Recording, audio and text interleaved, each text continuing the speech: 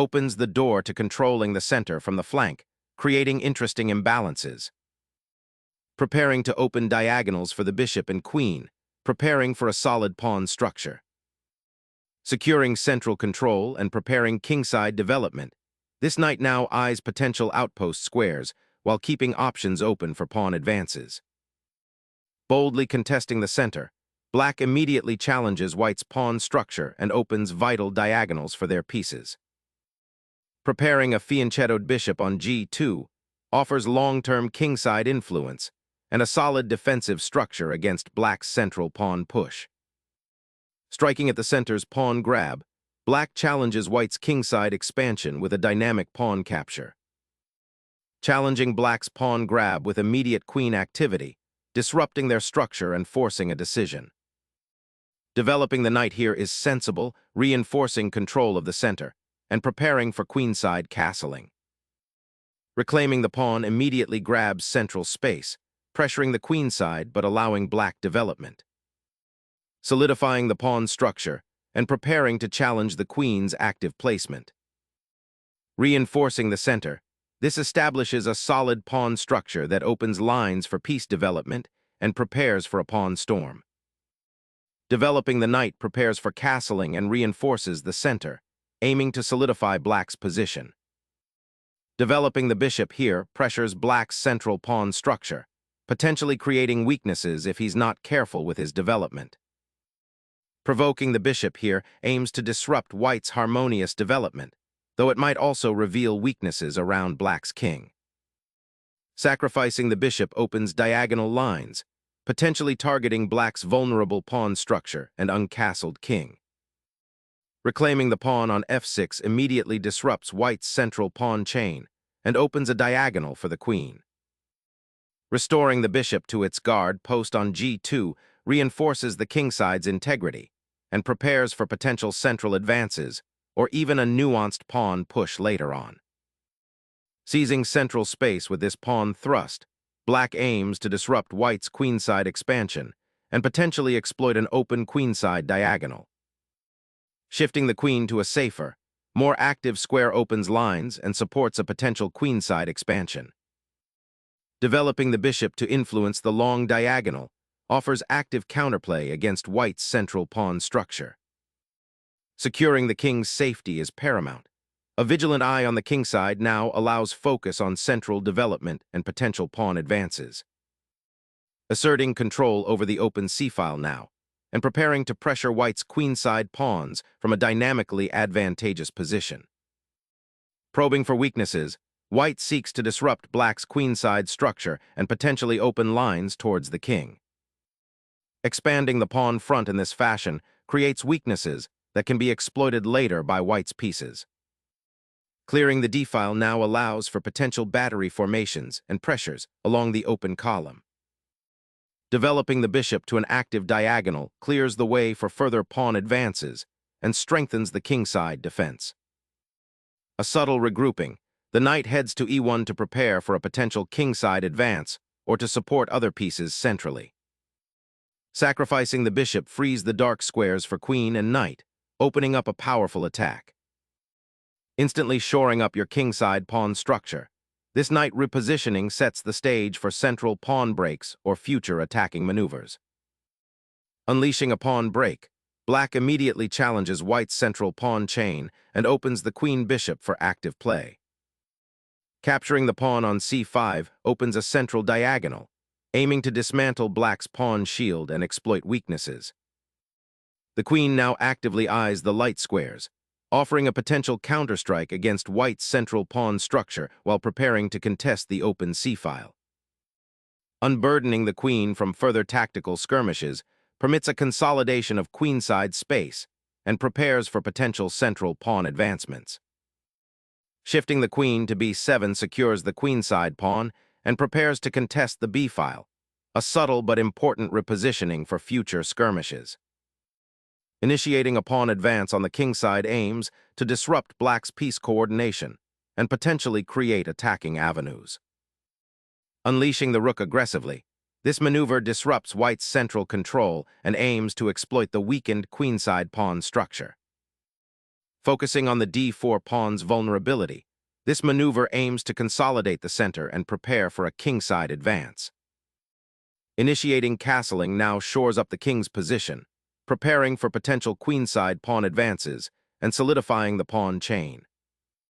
Establishing pressure on the queenside while creating a flexible knight outpost. Opening the d-file for the rook dramatically reshapes the central pressure, aiming to displace white's powerful queen and create immediate attacking opportunities. Unlocking the d-file opens aggressive possibilities against black's uncastled king.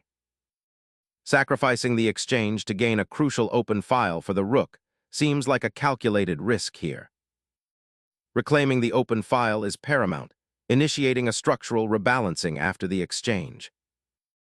This exchange simplifies the position, leading towards an endgame where black will likely seek active piece play. Simplifying to an endgame, white achieves a slightly better pawn structure by recapturing. Unlocking the c-file for pressure, this move initiates a fight for crucial open lines in what promises to be a tense endgame. This knight repositions to a superior square, eyeing central control and preparing to contest the d-file. Securing the king's safety is paramount as black transitions towards an endgame where centralization of the monarch becomes key. Fortifying the kingside pawn structure, white prepares to consolidate their space and potentially advance on the kingside later. Solidifying the kingside pawn structure, this move prepares for potential central pawn advances or offers king shelter.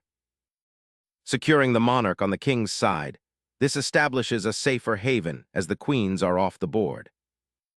Shifting the king towards the center improves its activity for the upcoming endgame battles. Initiating a pawn roller to seize more territory on the queen side. Consolidating the rook onto the 7th rank aims to exert pressure, but it concedes white's control of the d-file for now. Shifting the king forward secures his position, preparing for potential pawn advances and centralizing it for the endgame. Shifting the knight to d7 initiates a subtle regrouping, aiming to support the pawn push to c5 or reroute the knight to a more active square. The rook now aggressively targets the c-file, aiming to disrupt black's coordination and exploit potential weaknesses. Shifting the king to the center, where it can become an active piece in the ensuing endgame, marks a new phase for black. Reclaiming the central squares with the knight aims to disrupt black's pawn structure and prepare for an invasion. Unleashing the bishop's potential on the queenside aims to disrupt white's pawn structure and create counterplay. Tightening the queenside and aiming to starve black's pieces on the queenside seems like the immediate goal. Opening the center with this pawn advance injects dynamism, potentially creating attacking chances on the kingside. Reclaiming the central knight, white prepares to contest the open files and potentially challenge black's advanced pawn structure on the queenside. Unleashing a pawn chain, black aims to disrupt white's queenside control and gain queenside space. Unleashing the knight to **NB4 disrupts black's b-pawn's advance and eyes the c6 square for tactical pressure. Unlocking the bishop's diagonal creates new attacking avenues. Recapturing the pawn immediately reclaims material, but it also opens the f-file for black's rook, a potentially dangerous outpost. Accepting the bishop for the rook sacrifices positional firmness for a pawn grab, potentially opening lines for white. Seizing the open file with the rook grants immediate pressure and opens avenues for attack on the queenside pawns. Transitioning to a rook endgame, black fortifies the c-file, solidifying central pawn pressure. Activating the knight toward the center promises better piece activity and potential mating threats. Repositioning the knight to e5 offers active play, eyeing potential breaks and increasing central influence. Reorganizing to eye the exposed black king and secure a safer outpost for the knight. Capturing the pawn on a5 is a desperate attempt to gain material, but it neglects white's advancing knight and exposes the rook. Capitalizing on the misplaced knight, white snatches a pawn and opens lines. Bringing the rook back to the 5th rank aims to contest the open file and potentially create a passed pawn on the queenside. Simplifying into a pawn-up endgame is the primary goal now, aiming to exploit black's isolated queenside pawns. Opening the queenside files now offers a dynamic exchange, potentially leading to active rook play in the ensuing endgame. Reclaiming central space with the knight aims to disrupt black's pawn majority and initiate a more active middle game maneuver. The knight's repositioning to c4 immediately disrupts white's d4 pawn and opens a path for the rook.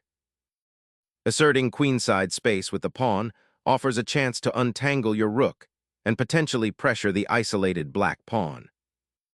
Reclaiming the c4 square with the knight opens avenues for counterplay on the queenside. Shifting the king aims to activate him, seeking central influence in this imbalanced pawn structure. Activating the king further is crucial for navigating this simplified board and exploiting white's somewhat scattered pawns. Securing the king is paramount as the game simplifies towards a pawn race. Fortifying the king's shield while preparing to advance the queenside pawns for a more active endgame. Repositioning the knight to a more central square prepares to contest the isolated pawn and potentially target squares on the kingside.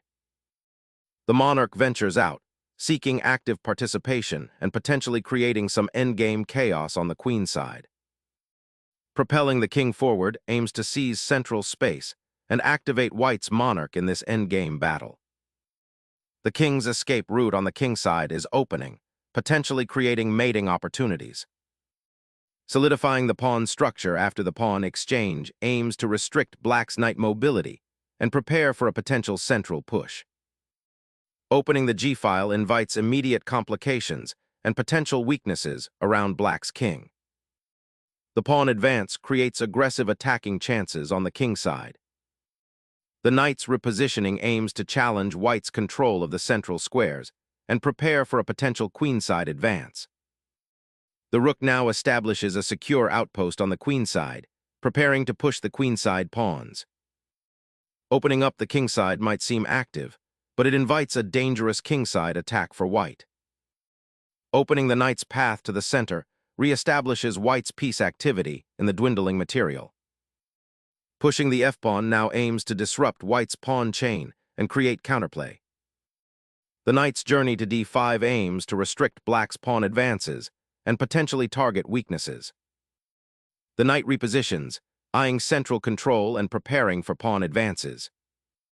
Targeting that d6 knight with pressure from the queen feels like a strategic squeeze, aiming to unravel black's position. Knight maneuvers to centralize, aiming to disrupt white's pawn structure and potentially create passed pawns.